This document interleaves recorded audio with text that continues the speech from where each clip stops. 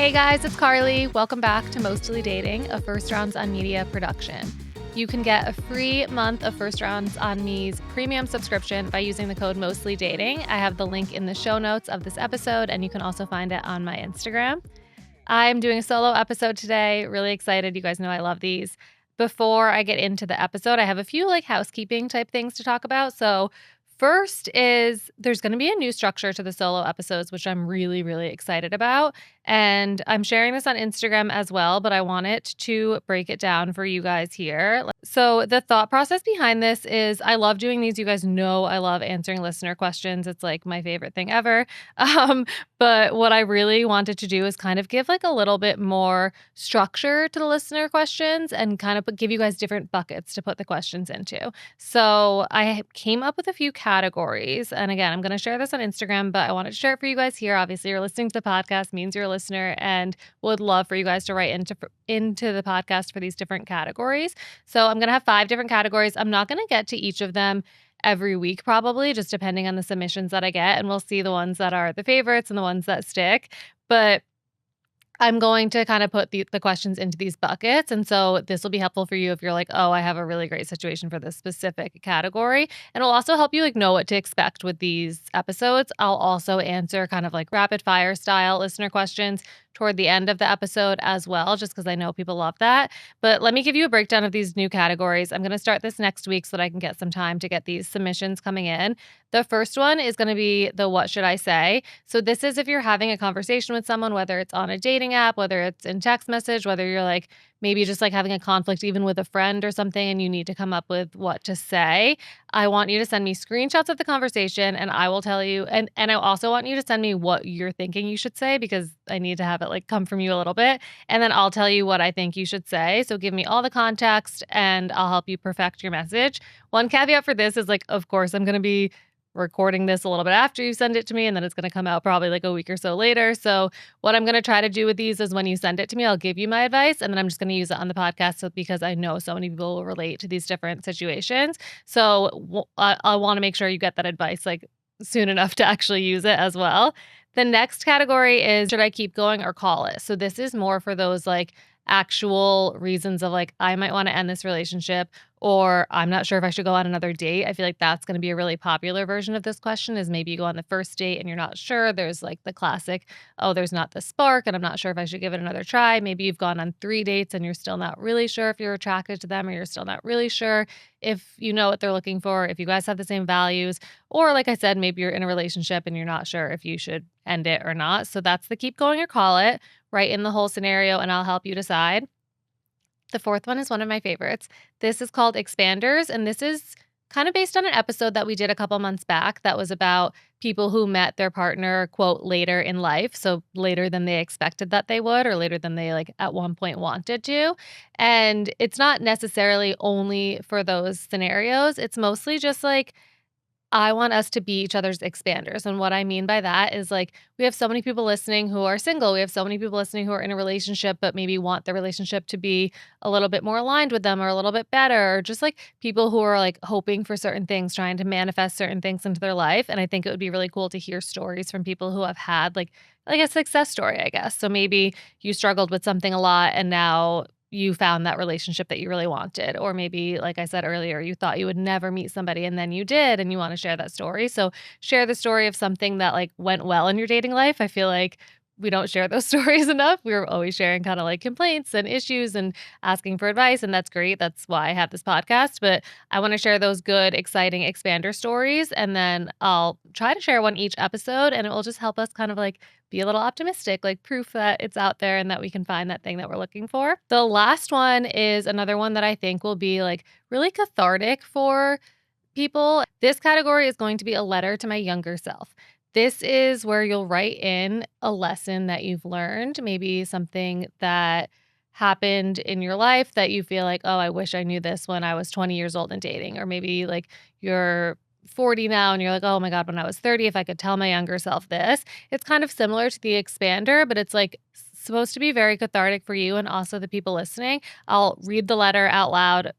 I'll keep it anonymous. Obviously, all of these will be anonymous. And I just think that hearing people give advice to their younger self will help us sort of take that advice. There will be at least one person listening, I can promise you that, who will benefit from hearing it. And it will also be really helpful for you because I love those types of exercises to sort of look back and give advice to the younger version of ourselves, or even like give grace to the younger version of ourselves for the mistakes that we made and things like that.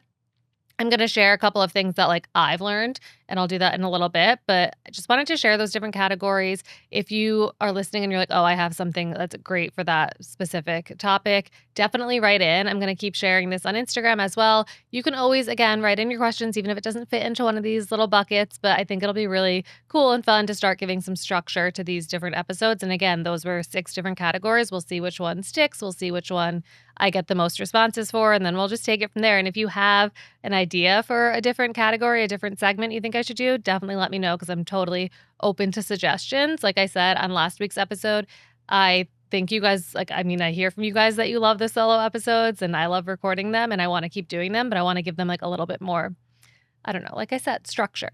Okay. Now on to the things that I'm loving. I wanted to share a little bit about a couple of events that I went to last week that were really fun. So I went to a Vuori showroom, which was really cool. I love going to that. It's one of the perks of being a writer and an editor. I write about a lot of fitness products, and so I get to test out like a lot of different athletic wear. Vuori has been one of my favorite brands for so long. I was introduced, it's funny, I was thinking about it when I went to this event because the whole team from Vuori was there and I was talking to their designer, which I thought was so cool. So I'm like, she's the one that actually designs these clothes that I love. So I was talking with them about how I discovered the brand, and it was actually, I want to say now because it honestly might have been before COVID. It was either like the year before COVID or the first or like 2020. I guess it must have been Christmas 2019 or 2020. Whatever. It was at least 5 years ago. My sister Marina had me for Secret Santa. I have 4 sisters, so we always do Secret Santa between us, which is one of my favorite things about the holidays. And Marina had me. She always gives amazing gifts. She gave me the Vuori joggers, the classic performance joggers. If you don't know the brand, it's linked in the show notes. I'm going to link these joggers specifically. I feel like it's definitely one of their most popular best-selling products. I think they've come out with so many more types of joggers and leggings and workout clothes and all this stuff that now like they have so many options and a lot of really popular different styles, but this was one of the OGs, at least it was the first one I was introduced to. Anyway, I still have these joggers. They literally feel like butter. They're so soft. I wear them. I'm not kidding. I have them now. I have the pair that she gave me 5+ years ago, still in perfect shape. You would think I got them 6 months ago. But I also have, I think, 3 other colors, and I wear them every day. Like, I'm not kidding. That's what I change into at the end of the day. Even if I'm like having a day where I'm wearing leggings all day, immediately when it's sort of like end of day time, like right after dinner, sometimes before dinner, if I'm eating at home, I'll change into the joggers. It's just like my nighttime outfit. So, so comfortable. So I went, and since then I've tried their leggings, I've tried their sports bras. I actually have this like fleece zip up from them that I love. So it's an athletic wear brand if you don't know it. They have workout apparel for like all different types of sports, a lot of like outdoors. I feel like they have like an outdoorsy vibe, but they also have like the cutest leggings and tops and sports bras to wear for like Pilates, to wear if you're going for a run, to wear for really any type of class. They have this bliss blend material that's like so so soft for their leggings, and love it. I wear their leggings all the time as well. And what I love about it is also their clothes are made from recycled fabrics. So it has the sustainability angle. And like I said, they last forever. Like you might look at it and think they're like a little bit more on the expensive side. It's not even like super expensive when you compare it to other activewear or athleisure brands, but it's going to last you forever. Like I only have 4 pairs of these joggers because I love them so much and I don't ever want to be without them when one is in the washing machine. So love them so much. I went to this showroom where they had sort of like a preview setup of all of their clothes that are going to be coming out over the next few months. So their spring line, their summer line, even stuff for the fall and the winter. They had the most amazing stuff. They're getting more into like lifestyle now. They had this cashmere sweater I was obsessed with. I won't talk too much about it because a lot of the stuff isn't out yet, but just love, love, love the brand. Definitely recommend checking it out. Another event I went to last week, which was so fun, and another new product that is launched now, so you can try. I went with Tresemme, the hair care brand, to Cocodac, which if you're in the city, it's a like upscale kind of like fried chicken restaurant, I guess is how you would describe it. That's impossible to get into. It's been around for definitely over a year now. I'm not sure exactly when it launched, but I have been wanting to go. It's been saved on my Google Map. It's been in a note in my notes app. I have like all of the Instagram posts saved, and I always have been saying I want to go, but it's hard to get a reservation. So of course, when I got invited to this event, I was like, I absolutely have to go specifically for the fried chicken. But the event was actually because Tresemme has this like glossy finishing oil that's I think fairly new that came out. It's actually Paige DeSorbo is like the face of the line, so I feel like it's getting a lot of buzz since Paige is like in the spotlight a lot right now, and I love her too. It's this like hair gloss that you put on to make your hair look like glossy and beautiful. I've tried it; it's amazing. But they also sort of like in theme with the gloss, launched this hot honey, which is like it sounds really random. At first, I like thought it was I got the email that invited me and I thought it was an April Fool's joke, but it was an actual real thing. They launched this spicy peach hot honey with this brand, this hot sauce brand called Red Clay. And so they had this whole event, which was beautiful. If you might have seen, I posted it on my Instagram stories. And we went to this Kokodak place and they have this like chicken nugget that's covered in caviar. They have these like buckets of fried chicken and we dipped it in the hot honey. It was so, so good. So like huge plug for this hot honey, huge plug for Kokodak and also the glossy finishing oil because it does make your hair look really glossy. It's great for like a slicked back look or if you just want to add like a little bit of extra shine. Okay, so those are the things that I've been loving. Also wanted to give a little ask here. I always ask at the end of the episode, but I figured sometimes people turn it off right after the last listener question. So if you guys do listen to the podcast, which you're here, so hi, thank you for listening, please leave a rating. Please leave a review. Do it on Apple if you're listening on Apple. Do it on Spotify if you're listening on Spotify. If you're watching on YouTube, which thank you so much for watching on YouTube. I'm definitely still growing this YouTube channel. I feel like I have to put a little more into it and I need to keep like telling you guys that I'm on YouTube. This whole episode, you can watch it on YouTube and you can go subscribe. Please do. It'll help the channel grow. I also share a lot of shorts there and I'm going to have a lot more YouTube content coming soon, which I'm really excited about. So please support the podcast any way you can. Share it with a friend. Really, really appreciate it. Okay, so I wanted to get into, I have so many listener questions. Before I get into it, I did want to share one thing that I feel like has been coming up. It came up on last week's episode. We were talking about things that you should know like about 3 months into dating someone or before defining the relationship. And one of the ones that came up was something about like the way that they argue or the way that they handle conflict or just their communication style when it comes to conflict and disagreement. And I said something about how like there are specific things you should pay attention to when you are arguing with your partner or when there does like a conflict does come up in early dating. And I have a post that I wanted to kind of run through really quickly that's 10 green flags in your first argument with a new partner. And I think that these are really important things to pay attention to. So, 10 green flags in your first argument with a new partner. Number one, you're both willing to talk about it. So, you're not just like, oh, like you're kind of like not like scared away by the fact that there's something that comes up that's a conflict or a disagreement. And I think that it can happen a lot early on, especially if like things are going really great and it's like you get really nervous that there's like like this like conflict comes up or there's like something that happens where you disagree. And so you're kind of just like maybe your gut instinct is to just be like, oh no, you're right, and like not get into it. I think it's actually a green flag if you're both willing to talk about it and you're wanting to talk about it. The second one is you both take the time to hear what the other person is saying. So it's not like, let me just get my point in really quick. It's like, okay, let's hear what they're saying. Then I share what I'm saying. Like you should both kind of like be listening and paying attention to what the other person is saying. A big piece of that is also making an effort to like see things from their perspective. And all of these things, by the way, I think should continue through like as you're dating someone and as you're in a relationship. These are all green flags in any conflict with somebody that you're dating.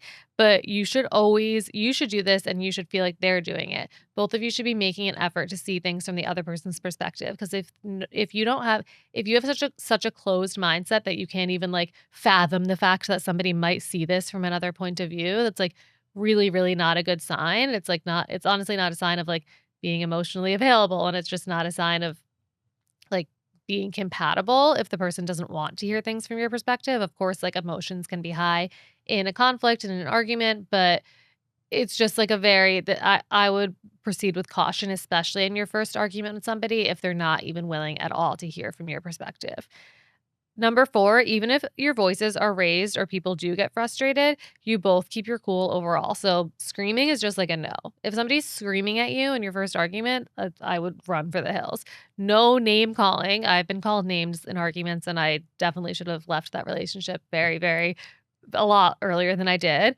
And it just things don't get too heated in general. A huge one that I have learned over time that has like really, really helped me in arguments myself, because I can be guilty of doing this. The focus should be less on like what was done wrong and more about how it can be worked through. So if you feel like the other person did something wrong or said something wrong, like focus more on how you guys can work through that, and not like you did this thing wrong or like you said this thing that bothered me. It's like, okay, well, how can you work through it so that doesn't happen again? Or how can you show them, explain to them why it impacted you the way that it did? And how can you kind of like overcome this together? And it should always feel like you guys are kind of facing the obstacle together. Like it's you guys against the obstacle. It's not you two against each other. That's a huge thing as well, because I can also get wrapped up in that if I'm in an argument, or I have in the past. Like this feel like this doesn't happen in my current relationship, but like I've been in arguments in the past where I'm just, like, so caught up in, like, they did this thing that bothered me, and I just wanna, like, argue with them to prove my point. I also can be very stubborn, and I, like, really wanna prove my point, so I can get so wrapped up in that I'm like, "Okay, but, like, I have to take a step back and be like, how can we the 2 of us together, because we are, like, a couple, we are, like, a partnership, how can we face this issue together?" Another huge one is you still feel secure in the relationship after. So I mentioned this on last week's episode when conflict and like when this topic came up, I mentioned this. And I think it's a really big one. You shouldn't feel like, "Oh no, we argued, like we're going to break up." I think like it's natural to feel like a little bit like you could be like disappointed that you guys argued, but I would try to flip your mindset and be like, there has to be conflict in relationships. This is actually a good thing that this came up because it taught me this, or it helped me see that they handle things this way. I think you should feel secure in the relationship. Like, wow, it's great that we were able to work through that. And I feel really good about us moving forward. A big one I kind of said, you don't insult each other. This is a big red flag. Name calling, insulting them, putting them down. If you are doing this to someone, it's like a big red flag. If they're doing it to you, it's a big red flag, just bad across the board. I think a green flag is that you're able to like joke or talk lightheartedly about it later. So I know not all topics can turn into like a joke afterwards. It might have been like a bigger deal. But I think if you can kind of lightheartedly talk about the fact that you had like your first argument or whatever it is, that's a really big green flag.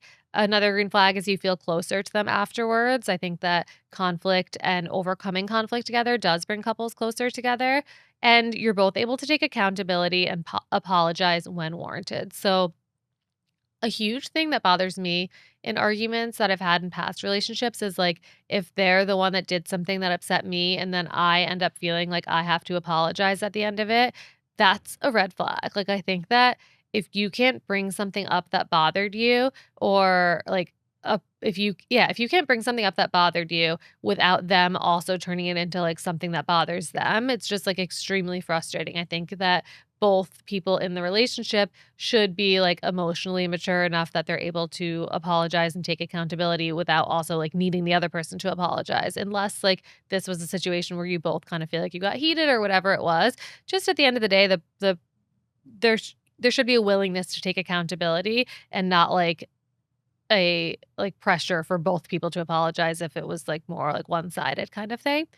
So I wanted to go through that. Hopefully that helps. I think that it can be overwhelming, or like it can make you nervous when you have a conflict with somebody, or like when you have your first argument, but thinking about like the green flags and thinking about what you could have learned from it, and thinking about how like what it taught you about the relationship, or like just treating it as like it sounds weird, but like treating it as like a milestone in your relationship. Like, oh, cool. Like now I know how to overcome conflict with this person, I think is a good way of thinking about it. Before we get into some listener questions, I'm going to take a quick minute to tell you more about First Rounds on Me. So we can talk about dating all day, but at some point you need to actually go on the date. And First Rounds on Me approaches dating apps in a way that makes the transition from chatting to meeting as seamless as possible. So there's no more pen pals. Their limited 24-hour chat means less back and forth and more face to face.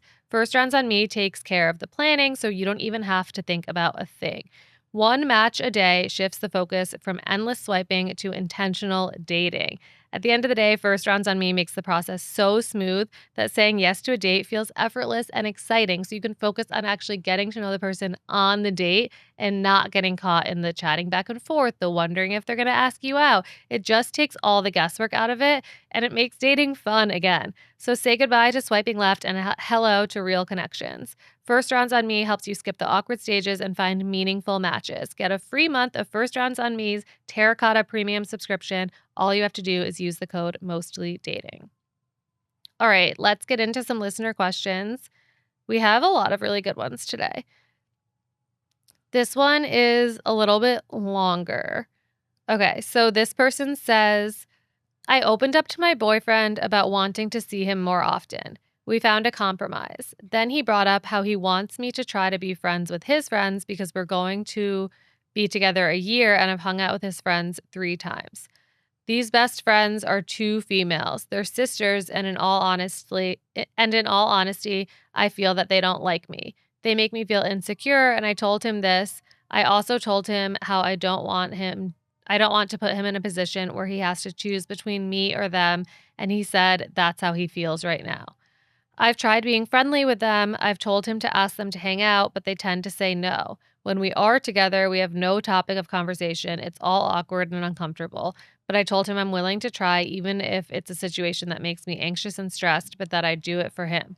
This is a topic we keep circling back to, and I'm getting tired of it because I know they don't like me and I don't know what to do. I'm scared that this is going to drive a wedge between us and everything we've built is just going to come crumbling down. Okay, this is a tough one.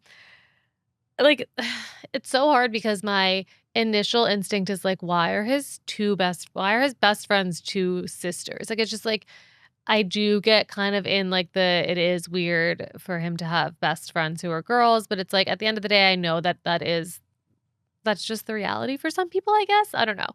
I do know people who have like best friends of their desired gender or however you would phrase it.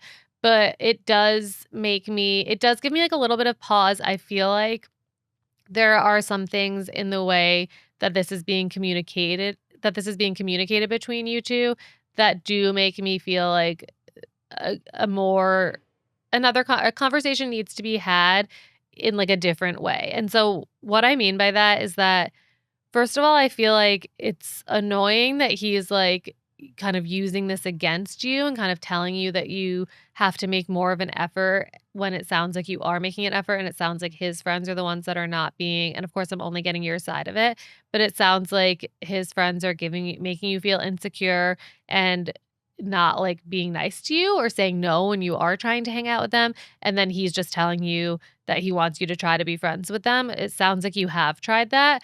And again, I'm like just taking your word for that. But if that is the case, then it's a little bit annoying to me that he's sort of like holding this over you as something that he wants you to do. And it sounds like you have tried to do it. On the other end of it, I will say that I think it might be a little frustrating for him if you are framing it in the way to him that you are to me. Like if you're saying, I'll try, but it makes me anxious and stressed. And like, this is like, it makes me insecure. And like, if you're kind of like saying, like, I'll do this for you, but it's making me so anxious. Like, I feel like there's just so much like from both sides that might be a little bit like triggering for the other person. Like, he might feel like it's like frustrating that like you're saying you're trying, but you're also saying it's making you anxious and stressed. It's like both sides of you guys. I feel like there's like a little bit of like guilting going on. And it's hard because like I do think that you should be able to tell him if you feel insecure about this or you don't like this friendship or whatever it is. But I just feel like the actual real feelings are not being said. It's kind of being skirted around and like I'm trying a side note, it's making me anxious and stressed. Like I think there needs to be like a direct like I feel a little uncomfortable about the fact that your 2 best friends are girls and that they don't like me. Like it makes me feel insecure. It makes me feel stressed about our relationship. I feel like I have tried and they're putting me in a position where like I feel uncomfortable when we hang out with them. I have asked them and they've said no. Like I think you should kind of just like put it all out there on the table, and I can't really tell from this message if you have had that like direct conversation with him or if it has just been sort of these little like I want you to hang out with my friends more, like oh yeah, I'll try, but like I feel really insecure. Like I feel like there needs to be more of a direct like sort of like put it all out there conversation. And I do agree with you. Like, I think that this is a topic that you're going to keep circling back to. And I do think, like, I don't think, I know you said you're afraid your relationship is going to come crumbling down. Like, I'm not saying that that's going to happen, but I don't think that this issue is going to go away. And I think that there's more that's not being said. And maybe, again, that's just me thinking about how I would feel in this scenario. But I do think that ultimately it does sound like you don't feel comfortable with the fact that he has these two female best friends who don't seem to like you. But instead of talking about that, the issue that's being talked about is that you should be making an effort to be friends with them. But I don't even think you want to do that. So I think that there just needs to be more of a conversation here. And I don't know like what his history is with these two sisters that he's best friends with, but maybe there does need to be like a boundary set. I'm not saying like, I know you said you don't want to put him in a position where he has to choose between you and them, and he says that's how he feels, which like that part bothered me as well. uh, I don't think that he should have to choose. I'm not saying you should tell him that he shouldn't be friends with them, but maybe there does need to be like a boundary placed on that friendship. Like I think that if the person that if your girlfriend of a year is not feeling like welcomed or comfortable around these two friends, I think it's less of him like ending the friendship with them and more of him like he should be having a conversation with them if this is actually the case and they're not feeling making you feel welcome or they're like being rude to you or they're saying no to hang out with you, like that's something that I think he should talk to them about and like maybe get more to the bottom of it because I think that there's some pieces of this that I feel like are not being told or are not really kind of like being talked about. And so I think that there just needs to be more of a direct conversation here. I got a few questions this week about setting healthy boundaries, but I did want to talk a little bit about it because I think boundaries are something that come up so often. Like even in some of the posts that I have, like it'll be like a green flag that they respect your boundaries, or like I'll talk about things you should do early on in dating. And one of them is like setting boundaries. And I think that the word boundaries is kind of like thrown around a lot in general in the dating sphere and even like in friendships and everything like that. And sometimes people are it's kind of like what I say about values. Sometimes people are like, "But, like, what should my boundaries be?" Or, like, "What how do I set them?" And it's kind of like this, like, term that people use a lot without actually, like, digging into what it means. Or on the opposite end, people make boundaries into, like, their entire personality and make, like, a huge deal out of setting boundaries. And so I feel like, to me, it's like an in between. I don't think that boundaries need to become your entire personality, but I do think it's, like, very important, obviously, that you set them. But I think that and what I mean by them not becoming your entire personality is, like, I don't think it necessarily needs to be a boundary doesn't need to be set in, like, this, like, intense, deep conversation where you, like, really structure your boundaries and, like, break them down for them and, like, make it into this, like, whole big deal. I think that they should be able to be placed with, like, simple statements and small actions that are, like, respected by the other person. I think that I would honestly say that, like, if you do feel like it has to be treated like this, like, big ordeal or like, "Oh, I really need to have, like, a talk with him about my boundaries," then, like, to me, that's, like, a pink flag. Another pink flag is that, like, that's not like, it's probably not a good sign if you feel like it needs to be, like, a huge deal to set this boundary. I do think, though, that healthy boundaries go hand in hand with good communication, and so nobody is a mind reader. People aren't just gonna know what your boundaries are right away, and so you should say these things, say these, like, small statements or make these small actions, which I'm gonna give examples of, in order to set that. Just because, like, if you're feeling frustrated, like, "Oh, this person is, like, always texting me late at night, and, like, I really don't like texting late at night because, like, I like to be off my phone," you feel, like, really frustrated by it, then it's like, well, then tell them that. So it's like sometimes you do have to say these things. So, like, for example, a boundary can sound like this is a big one, by the way, and especially in early dating. A boundary can literally be saying somebody asks you, "Oh, you free tonight?" "Oh, I don't actually love setting last minute plans, but I'm around next Thursday if you want to go out." That's a boundary. That's like a very, very simple, it's not like you're not making a huge deal out of it. You're just saying it like sort of like lightly, but you are expressing to them that you're not here for the last minute first date or the second date or whatever it is. Or like maybe this is somebody who always asks you on like vague dates and then day of you're sitting around wondering like when are they gonna text me to confirm the time? Or like you get ready and put your makeup on and then you're wondering like, are we still going out tonight? Because I haven't heard from them. Like a boundary in that situation is saying like, "Hey, I really like to have a concrete plan so I don't like have to sit around and wonder." Or like, "Hey, would love to set an actual time ahead of time so I can like know my schedule." Or, "Hey, like if like something along the lines of like I think I might have said this before, but like when my boyfriend was planning our first date, like he asked me out, asked if I could go out next Wednesday for a drink and I said yes, and then I never like heard from him for like 2 days to like or I think we had to schedule it a week ahead of time because of the holidays, and then the day before, I didn't hear anything from him, and so then when he texted me, like, the next day, I think it was at, like, 2 p.m., like, "Oh, see you tonight," and I was like, "Oh, sorry, like, I actually made plans because I didn't hear from you to confirm the date."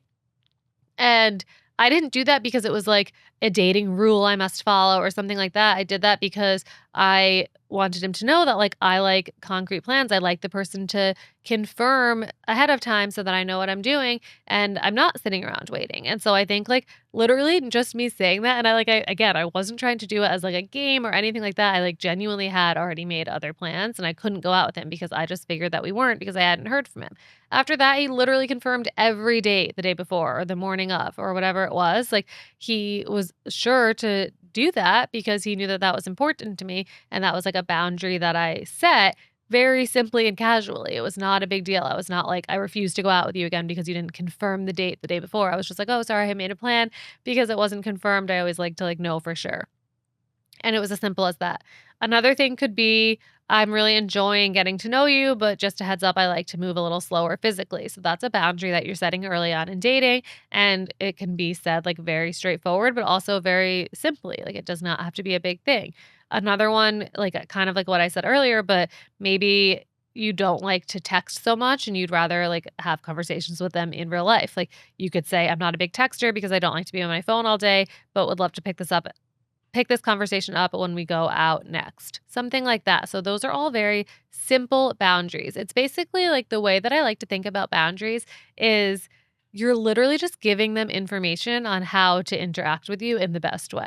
And so it should never feel like you have to over explain or justify why you have to set that boundary. So, for example, in the example that I gave about me telling my boyfriend I like prefer to have plans confirmed the day before, I shouldn't have to be, like, giving a 10-paragraph explanation about why I like that. I should just be able to say as long as it's, like, a reasonable thing, I should just be able to say, "That's my preference," and then they should respect that, or it doesn't work for them, and that's fine.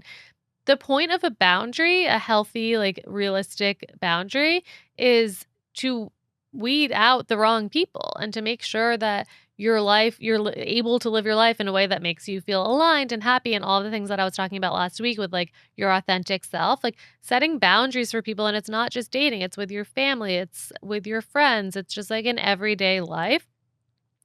It's just a way to let people know what works for you and what doesn't, and it's a way for you to, like, stay accountable with yourself on the things that work for you and the things that don't, and it helps you feel safe and helps you feel grounded, and it just helps you feel comfortable, especially in those early stages of getting to know someone new. And so, like, if you find yourself having to over explain or feeling like you need to say like, "Sorry if this is too much," or "Sorry if it's too much to ask, but I like to have, like, a set plan," like, don't apologize. There's no over apologizing in setting boundaries.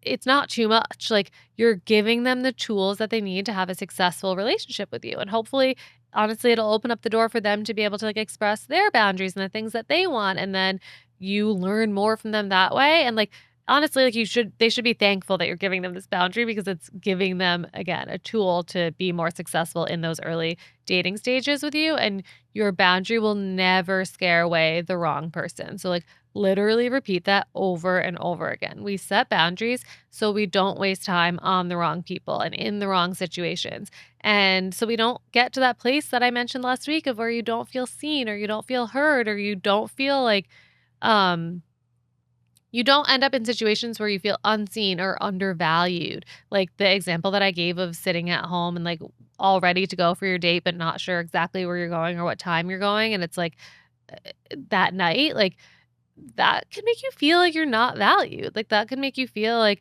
why does Susie get the boy who tells her what time he wants to go out and I have to sit here? Like, that's like, those are not feelings you should be having. And that is either a sign that you need to set that boundary or that it's not the right person for you. And so I am of the camp that like you should set the boundary first. You should communicate first. Like the whole, if you're confused, they're not interested. I never believe in that. I think if you're confused, you need to communicate.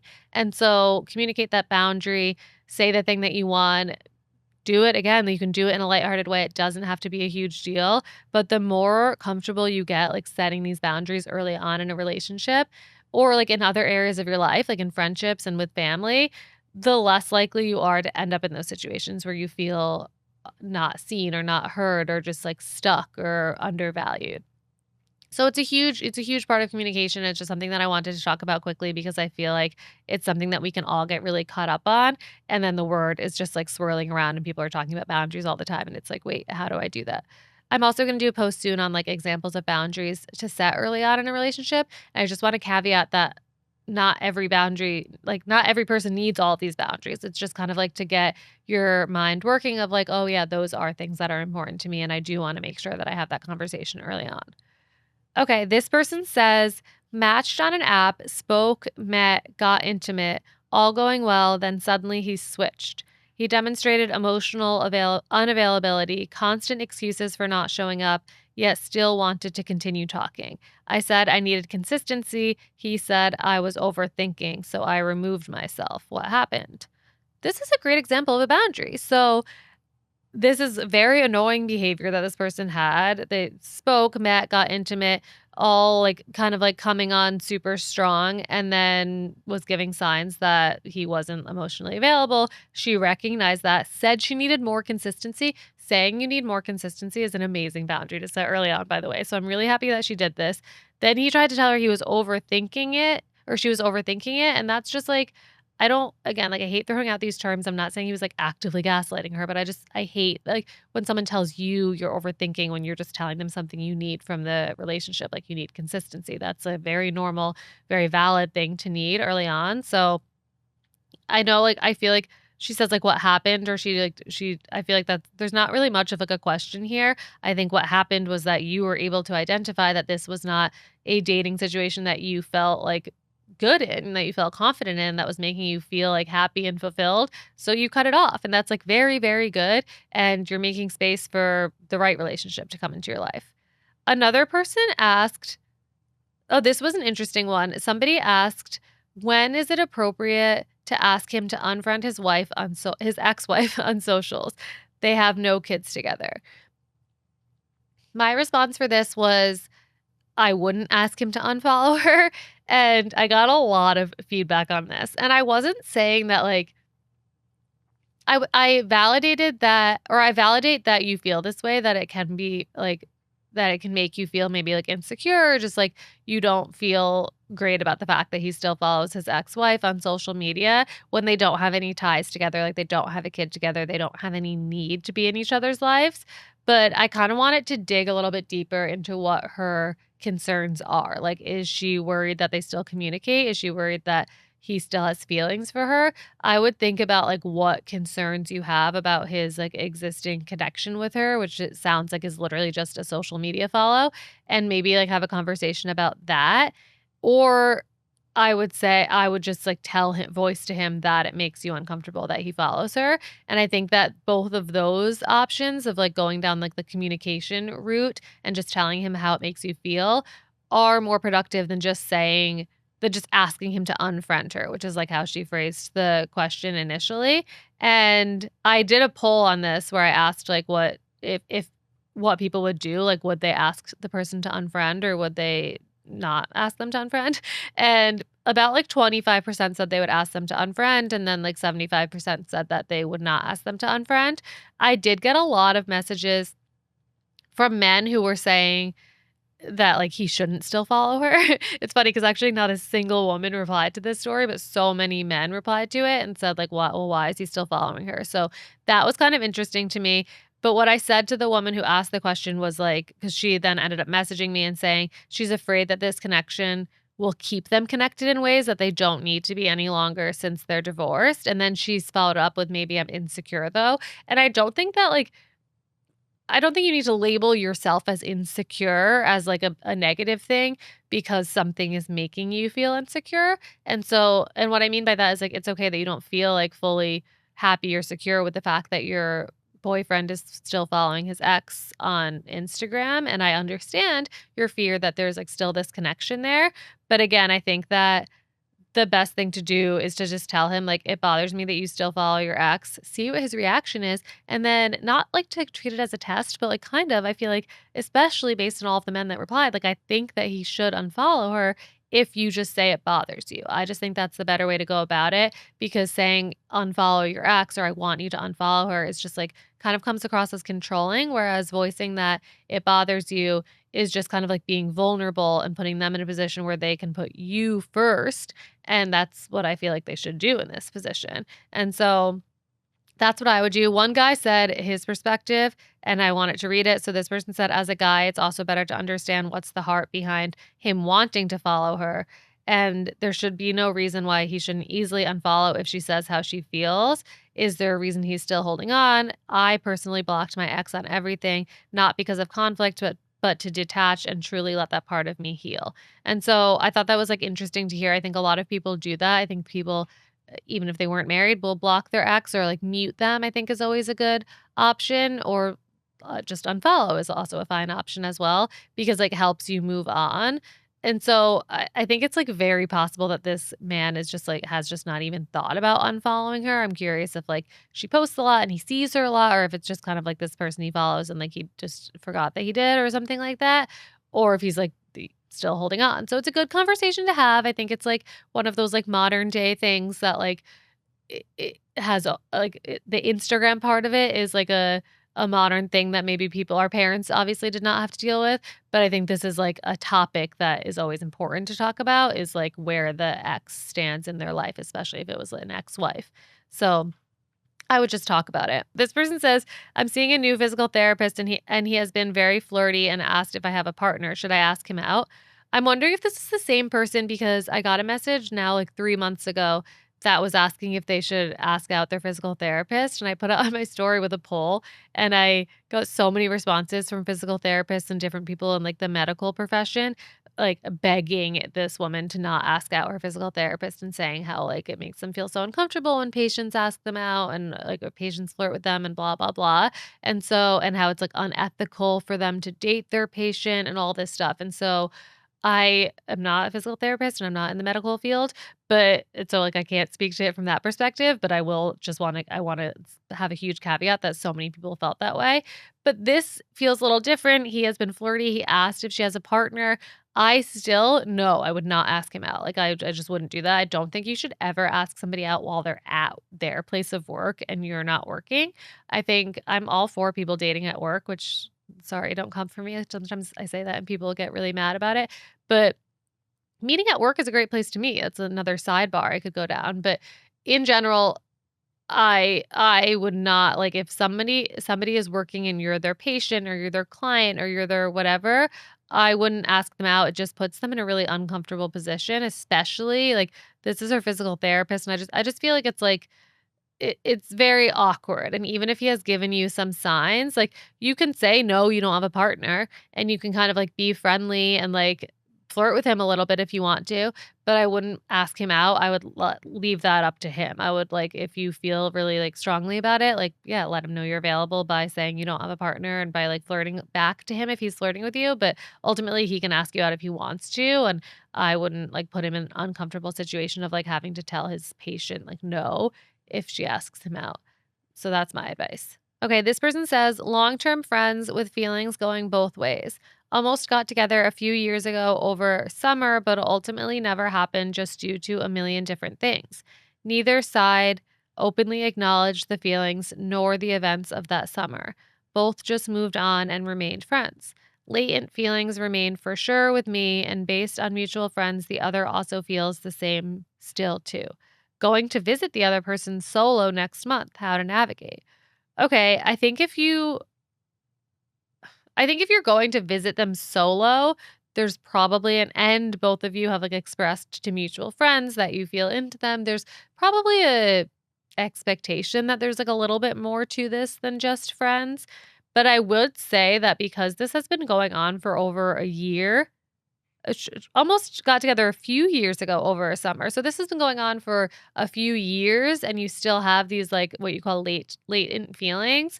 I would say like it's time to just like put it out on the forefront. I think that it's definitely like a tricky situation to voice feelings for a friend, and I really wouldn't always recommend doing it, but in one of these situations where it's been years and you both have expressed these feelings already to mutual friends, it feels like it's, like, already impacting the friendship, and I think that the worst that happens is you tell them how you feel or you tell them like, "Oh, I've" oh, and it doesn't have to be like a huge declaration of like your love for them.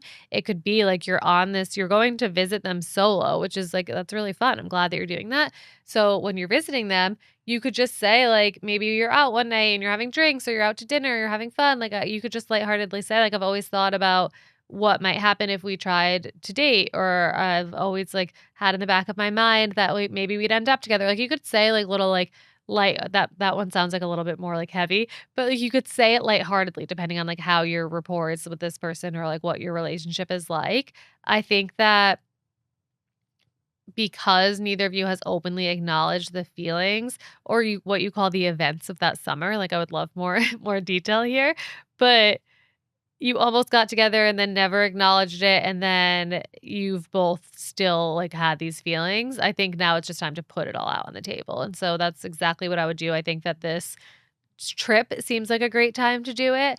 I, again, would do it more lightheartedly because I wouldn't want it to, like, ruin your trip if you do it early on, if, like, the feelings aren't reciprocated. It sounds like they are, so I would just go for it, but you might even wanna, like, say, like, "No pressure, but blah, blah, blah," or, "I don't want this to impact our friendship, but I've always wondered about what it would be like if something did happen that summer or if we did try now." I would also, like, just think about it a lot going into it of, like, what you actually do want from this. Like, you have feelings for them that have kind of been in the back of your mind, but they obviously live, like, far away from you if you're going to visit them. So, like, would you be open to doing distance? Like, what do you want to come out of this? Like, is this just a friend that you've always wanted to, like, hook up with and you wanna have, like, a fun hookup with them this summer? Then I would approach it maybe, like, a little bit differently. Is this somebody that you actually could see yourself ending up with long term and you wanna actually give it a try and do, like, a long distance relationship with them? I would think really hard about that, and I would, like, verbalize that to them as you're having the conversation, depending on how it's, like, reciprocated. Like, if you say you've always wondered or you've always thought about them that way, or you've always wanted to bring it up, and then they seem like they're, like, leaning into it and they're open to it, but you're actually only looking for, like, a hookup with them, definitely make that clear.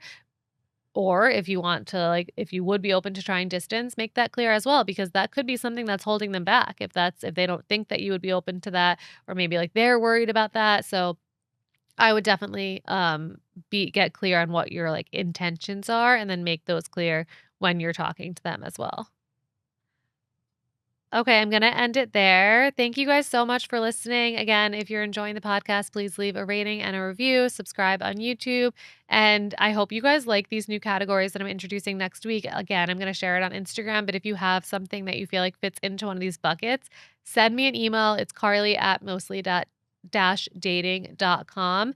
That's in the show notes as well. And when you're sending them, I mean, I don't need like 5 pages, but give detail because I always have follow-up questions. I might ask you a follow-up question, but try to give as much detail as you can because I get that a lot from people who are listening that they're like, "Oh, I wanted more detail about this situation." So be detailed in it, send the screenshots if you have like backup information, and I'm really looking forward to hearing what you have to say. Thank you so much for listening.